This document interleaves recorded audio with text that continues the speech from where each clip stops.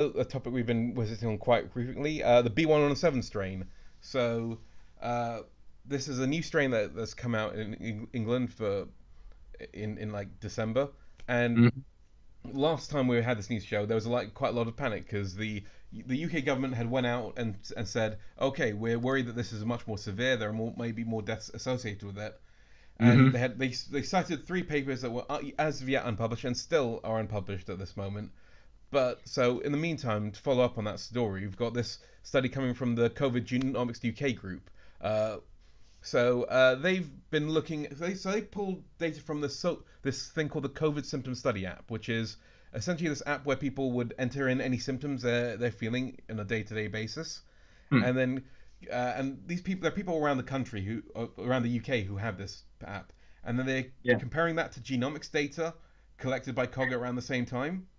So Interesting. Yeah. the idea To would try to be, correlate those yeah, symptoms that are appearing with the emergence of the new strain. yeah. So the idea that okay, if we let's take a look, and if this area has lots of new strain, are there any changes in the symptoms? They didn't really seem to find anything like that. They didn't find any change in this disease severity, and they also tried to look at the potential for reinfection as well. Didn't really find anything there. So, and it's Fascinating. interesting because they're pulling from the same Public Health England data that the previous study seemed to be pulling from. So it'd be quite. So I'm quite curious now to see what those studies have found, and Sure. see. But yeah, either way, regardless, I mean, It's it's very far. It's kind of interesting, and like it's all this.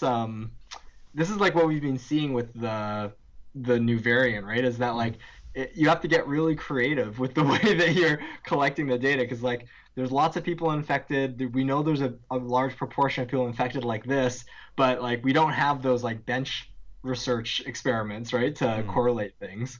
But yeah, it's very clever, I think, to use that survey. But I also see that it could potentially introduce a lot of artifacts and just be a bit uncertain in general, like yeah. what's going from there. I mean, if there's like a say a bad flu outbreak in one area, something that might change things, or it might. Yeah, So there's a lot of different confounders in there.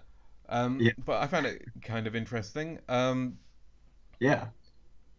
Next up, increased resistance of SARS-CoV-2 variants B1351 and B117 to antibody neutralization. Um, so we saw Mm, some information last time around that was quite scary for the the B1351 strain, which is the South African strain that's been referred to, and also yes, the N501V2 strain as well. So which is one of the mutations in various of the variants that have appeared. yeah. So this has mutation in the spike protein, and this adds to the data with respect to antibody neutralization. They focus down the contribution of different spike mutations. So they look at some monoclonal antibodies generated in prior studies, so including stuff like the Lycov, which is an monoclonal antibody treatment.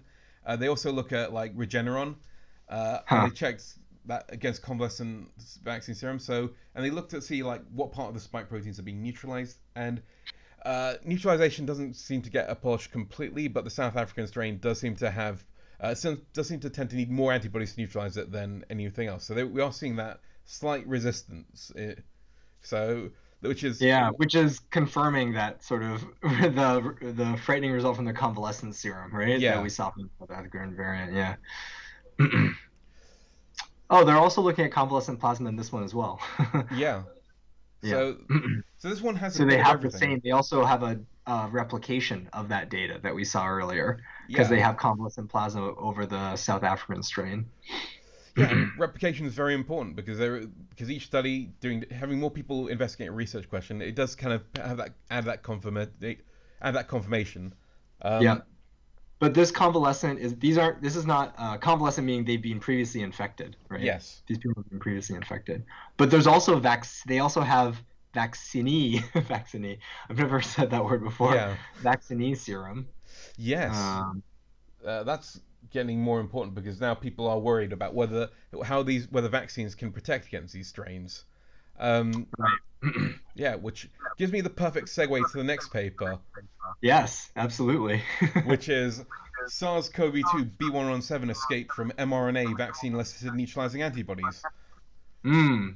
So a very grim title. Yeah, so can B117 resist vaccination? So they take data from single immunization, and they measure like antibody responses against the wild type and then against mutant. So I think they take blood sample from people who have just been immunized once, and then they look at to see whether there's any reduction in the ability of sera from vaccinees to inhibit either the wild type or the B117. And Hmm. they found that that yeah the vaccine sera seem to display some high neutralizing uh, antibody activity against the new strain, but then when they looked at monoclonal antibodies, they found something very different. So Hmm. they tested like different monoclonal antibodies, and they found that they could be so the B117 was able to escape neutralization by a lot of the N-terminal targeting the monoclonal antibodies. I Um, see. Like a specific region is not so good to be targeted. Yeah, but when you've got like a convalescent serum, which is a milieu of lots of different antibodies, that the effect doesn't seem to be there. So I found that quite interesting because I think a lot of this, Yeah. yeah, That is an interesting phenomenon because like we know that there probably would be, right, a different antibody profile that comes out from vaccines versus convalescent serum. yeah, Um, but what is that? Is it? I'm trying to understand if that means that they think that.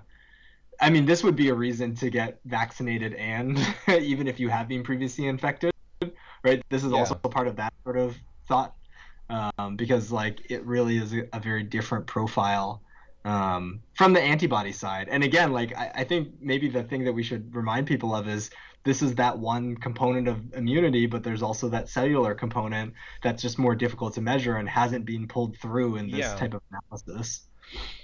Yeah, definitely. I think the thing I want to put out is the idea that the main thing that whether these viruses these like antibodies failed was when they're using monoclonal. So monoclonal is just one antibody. There's lots of it, Yep. and it's focused on a specific point. So a mutation in that point can mess up that monoclonal antibody. Whereas the the antibodies your body generates, there's lots of different ways that they can bind, and you don't necessarily know what's going to happen. So Yeah. when they select for monoclonal antibodies, they usually select for things that tend to get bound by the most people, or the thing. So they Yeah, find that's things that true. so it doesn't necessarily like show the diversity of the immune response. Yeah. Yeah, I mean like when researchers are showing the inability of a monoclonal antibody to suppress the virus or neutralize the spike protein or whatever assay that they're using, right? Yeah, that doesn't mean that is not that's more informative. It's just giving us a landscape maybe, right, of the vulnerabilities, right? Like the flexibilities of the spike protein. This is Mm, like when we saw the epitope mapping, right, with the ACE2 decoy, right? mm, Like it's showing us like a landscape across the protein, right, yeah. of what things could be changing to make things more permissible. And of course, like it's not good, right? Like Mm, it's not a good thing that they can escape these, but it's also not it's not like the nail in the coffin mm, for vaccines, right? Like vaccines still have value, right, in light of this evidence. But it is informing us, right, that there are places where evolution could drive the virus, right, potentially if we're not careful. So I mean, I think I've seen it several media venues now. So right, it should be well people should be well aware even if you were vaccinated you should still be wearing your mask and doing your social distancing yeah. because yeah it's just the virus is sort of a mutable thing. I mean, of course it doesn't mutate as fast as other things, but given a high rate of infection, right, that's just more events for stuff to happen. Yeah. Uh, so now we've Cool. got on a similar topic. We've got like mRNA 1273 vaccine escapes neutralizing antibodies against spike mutants from global SARS-CoV-2 variants. So this comes from Moderna. So this come and they so I think maybe keep in that mind when you're reading this. They look at a number of global variants, including the B107, B131, but also things like the mink virus we looked at a couple of weeks ago, and a few other Oh, fun. variants. Yeah. Um, and in this one, they immunized rhesus macaques and then tested how well their serum neutralized these three different strains. And then they compared that to sera that were collected from humans after a booster shot. And they found that, Interesting. yeah, they could find basically that all of the variants seem to behave the same except for the B1351, which was slightly more resistant. Hmm. So yeah, it's kind of big of Moderna to say, yeah, our vaccine works except this one maybe. So maybe we need to do something about this. It still Yeah. works. It's just you probably I wouldn't. heard that there was news that the like Moderna was saying, oh, but we may reformulate, right? Like because of this whole like mRNA platform, they could just Yeah, stick in that variant spike potentially. yeah, totally could. I mean, the question is whether they want to do that. Yeah. Because if they do that, then they want to make sure that it still like neutralizes original recipe SARS-CoV-2. Oh, So absolutely.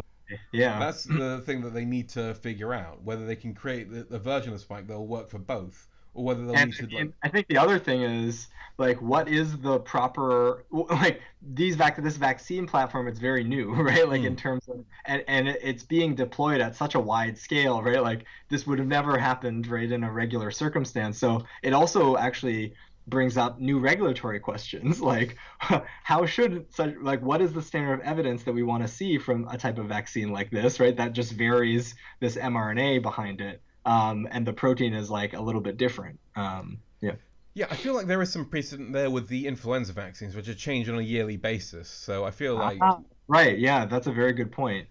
And those are, yeah, they're just a different platform, right? But they are something the same that like there's something about the manufacturing process, I guess, of that mm, vaccine that gives it the similarities from year to year, right? That reduces the amount of regulatory burden that gets put on the new ones that come out. yeah, and still on Cool. the idea of